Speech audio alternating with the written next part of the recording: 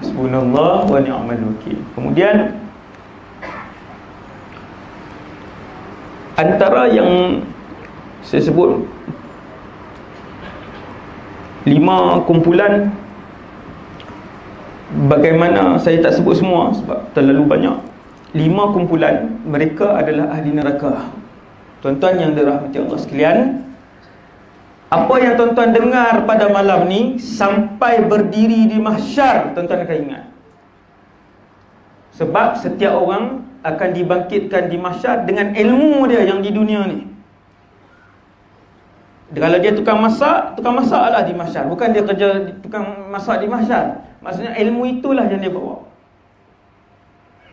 Kalau dia penoreh getah, bukan di mahsyar, sampai dalam syurga dia tahu untuk menoreh getah. Dia reti. Kan dulu saya pernah cerita, dulu tu di mana saya tak tahu, saya rasa di sini. Sebab ni kali ke-6 Syurga dah ada tajuk syurga. Sini lah maksudnya. Ada satu orang ahli syurga, tukang kebun, pekebun, petani. Seorang ahli syurga petani, dia minta dengan Allah untuk bertani, bercucuk tanam. Allah izinkan dia. Faham tuan? Maksudnya maklumat yang tuan-tuan dengar pada malam ni sampai di mahsyar, sampai dalam syurga. Tuan-tuan kan ingat, ni budak tu dulu cerita ni. Budak tu saya lah. Nombor 1, Nabi sebut antara tanda orang itu ahli neraka. Antara tanda orang itu ahli neraka, ini saya sebut 5 kumpulan je, ialah apabila dia mengambil buku keputusan, buku amalannya dengan tangan kiri. Confirm ahli neraka. Kalau dia angkat tangan kanan dia, ustaz, malaikat kepak tangan dia, buang. Yang ini disebutkan oleh Ibnu Abbas ketika mentafsirkan ayat fa amma man utiya kitabahu wara'a dhahrih, qala Ibnu Abbas fi man madda yadahu al-yumna, tu bahasa Arab tu, fa khala'ahu malakun. Ada orang dia ahli neraka, kemudian dia nak ambil dengan tangan kanan dia, malaikat pegang, malaikat rentak, putus tangan dia kanan tu. Itu riwayat daripada Ibnu Abbas. Apabila tuan-tuan yang dirahmati Allah sekalian, wal'iyadzubillah, kalau di mahsyar nanti, setelah ditimbang, tangan kiri kita pun angkat dan kita pun pegang buku amalan itu, maka ketahuilah ketika itu kita adalah ahli neraka. Wal'iyadzubillah. 1, ambil dengan tangan kiri ataupun ambil dari arah belakang. Ini nombor 1. Itu ahli neraka. Ingatlah tuan. Subhanallah.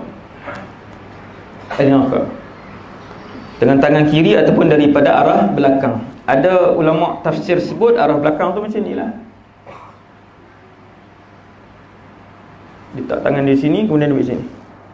Okay. Satu lagi riwayat,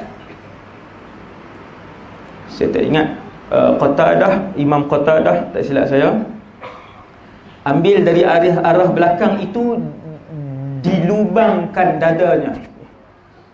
Lalu dia pun masukkan tangan kiri dia macam tu, dia ambil buku, masuk situ, ke belakang, ambil buku. Ketahuilah itu ahli neraka. Adakah mereka kekal dalam neraka?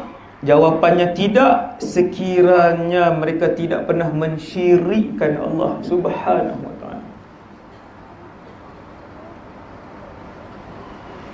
Adakah mereka kekal dalam neraka? Tidak, sekiranya mereka Islam dan iman mereka tak pernah jatuh. Tuan-tuan, okey. Jadi mereka akan keluar, masuk. Tuan-tuan, adakah masuk setahun dalam neraka? Tahun lebih lah. Kalau sehari lah, contohlah dosa dia sikit sangat, masuk sehari, maka sehari itu sama panjang dengan 1000 tahun dunia.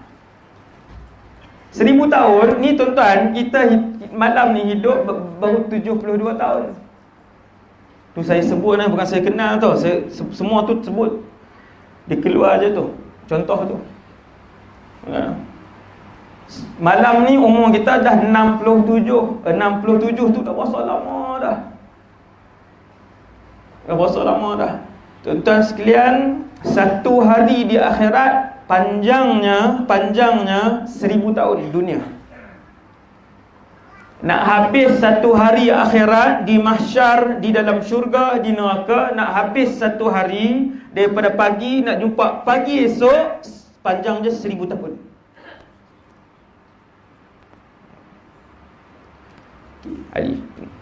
Ahli neraka yang pertama. Ahli neraka yang kedua,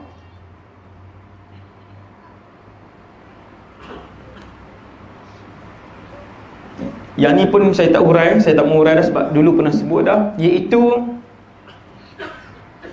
mereka yang solat 5 waktu tak tinggal, puasa Ramadan tak tinggal, zakat tak tinggal, tapi ahli neraka.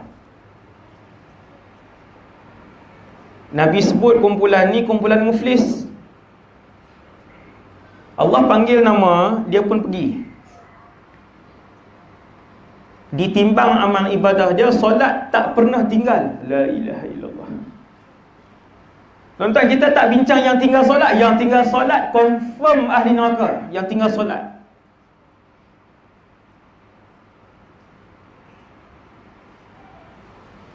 Nabi sebut kumpulan yang kedua ni, tak tinggal solat, tak tinggal zakat, tak tinggal puasa Ramadan, tapi ahli neraka.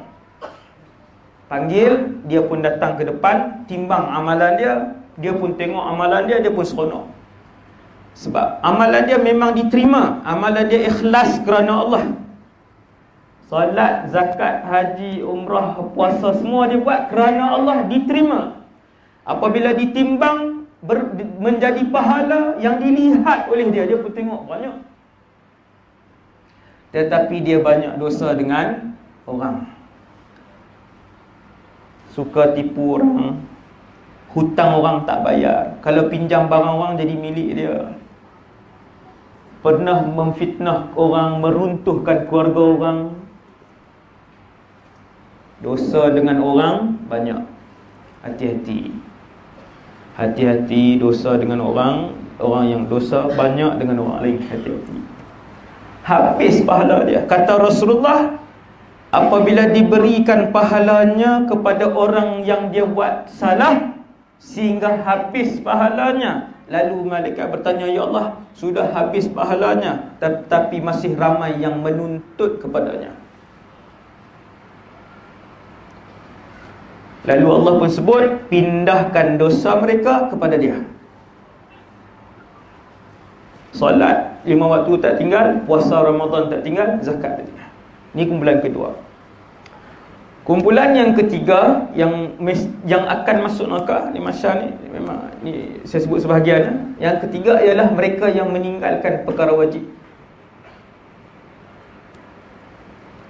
Ada orang puasa, semayang okey, zakat okey, umrah pun pergi, tapi bila mai puasa Ramadan, yang tu dia jam sikit. Dia tak berapa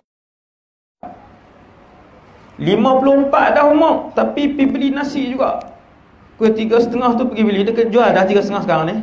Bulan Ramadan 3,5 jual dah, 2,5 jual dah. Dia pergi beli, dia makan. Umur 50 lebih dah. Mati tak sempat bertaubat. Ahli neraka. 3. Yang keempat, mereka yang apabila timbang, tuan-tuan, Allah panggil nama kita, kita pun jalan ke depan. Akan sampai masa itu. Maka jadilah tuan-tuan semua orang yang Allah tak panggil namanya dan terus berjalan masuk ke dalam syurga.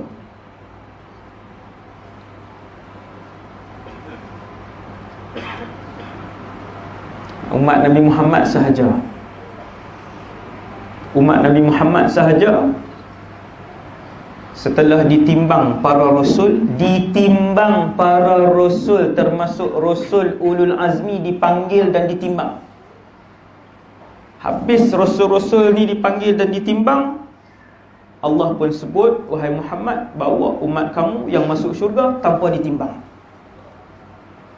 Tak panggil nama. Allahu Akbar. Yang ni V 10 kali IP. Dalam satu.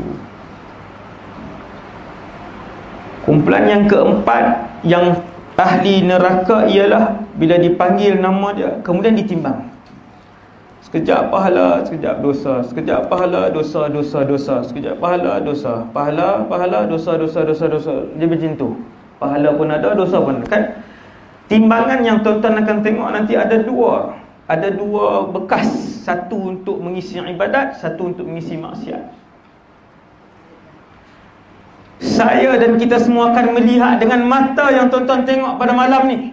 Dia bukan tengok dengan mata hati, bukan, dengan mata ini. Apabila selesai dan berat timbangan dosa, maka ketahuilah orang itu adalah ahli neraka. Wal a'yadzu billah. Orang itu adalah ahli neraka. Wal a'yadzu billah.